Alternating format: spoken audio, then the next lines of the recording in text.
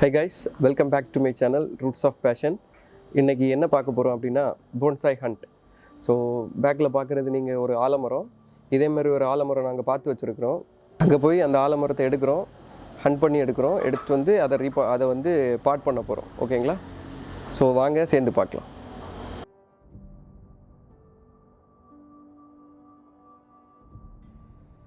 Bonsai வளர்க்குறதுல நிறைய technique இருக்குது friends.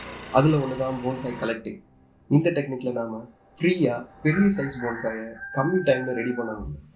அது மாதிரி ஒரு ஆலமரத்தை தேடி தான் நாம் போயிட்டுருக்கோம். நாங்கள் லொக்கேஷன் வந்துட்டோம். இது மார்ச் மாதம், பீக் சம்மர் டைம். செம்ம வெயில், சுற்றி எல்லாமே ட்ரையாக இருந்துச்சு. ஆக்சுவலாக இப்படி ஒரு ஆலமரம் இருக்குது அப்படின்னு நம்ம ஃப்ரெண்ட் ஒருத்தர் தான் கால் பண்ணி நம்மக்கிட்ட சொல்லியிருந்தாரு. அங்கே போய் பார்த்தா ஆல்ரெடி அது போன்சாய் மாதிரி தான் வளர்ந்துருந்துச்சு. அதை பார்த்த உடனே எனக்கு செம்ம எக்ஸைட்மெண்ட். நல்ல சைஸில் அழகாக போன்சாய் மாதிரியே புஷியாக வளர்ந்துருந்துச்சு. ஆக்சுவலாக இது வளர வளர யாராவது கட் பண்ணி விட்டுருப்பாங்க. அதனால தான் இந்த சைஸில் இப்படி சின்னதாக குட்டியாக இருக்குது. இல்லைன்னா ஆலமரத்தை நம்ம இப்படி பார்க்க முடியாது. இந்த மரம் ஒரு குளத்தங்கரையில் இருக்கிற கல்லுக்கட்டுக்குள்ளே ஸ்ட்ராங்காக பிடிச்சிருந்தது. லீஃப்லாம் கட் பண்ணிவிட்டு டூல்ஸ் எடுத்து குளத்துக்கு உள்ளே இறங்கிட்டோம். உள்ளே போய் அகைன் ஒரு வாட்டி செக் பண்ணிக்கிட்டேன். இந்த மாதிரி பிளேஸில் பாம்பு, தேள் மாதிரி டேஞ்சரஸ் ஃபெல்லோஸ் இருப்பாங்க. அப்புறம் இந்த கட்டெரும்பு கூட இருக்கும். So just be careful. கொஞ்சம் கொஞ்சமாக அறுக்க நான் ஸ்டார்ட் பண்ணிட்டேன்.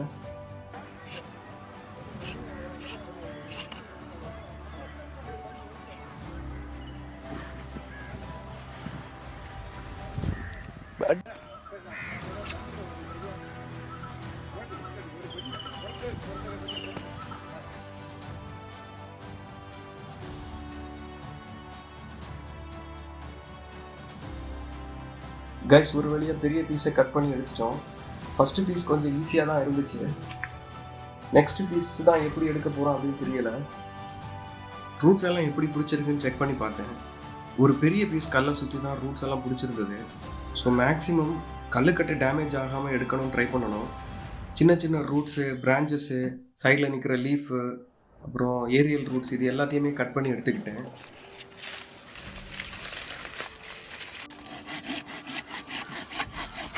கட் பண்ணிவிட்டு மேலே போய் பார்த்தேன்.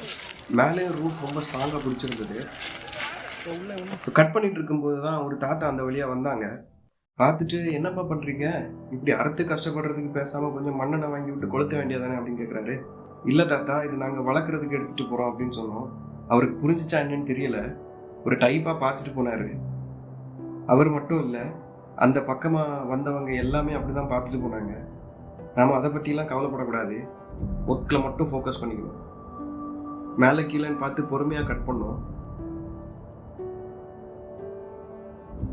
அப்புறம் ஒரு வழியாக 2 பீஸையும் கட் பண்ணி வீட்டுக்கு எடுத்துகிட்டு வந்தோம்.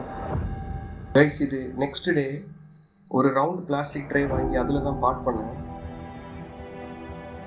இது ரூட்ஸே இல்லாமல் தான் பாட் பண்ணேன். வருமா வராதான்னு டவுட்டாக தான் இருந்துச்சு. பட் அது ஆலமரம் கைஸ், ரூட்ஸே இல்லைனாலும் ஈஸியாக வளர்ந்துடும். ஜஸ்ட் 12 days தான். அதோட க்ரோத்தை பாருங்கள்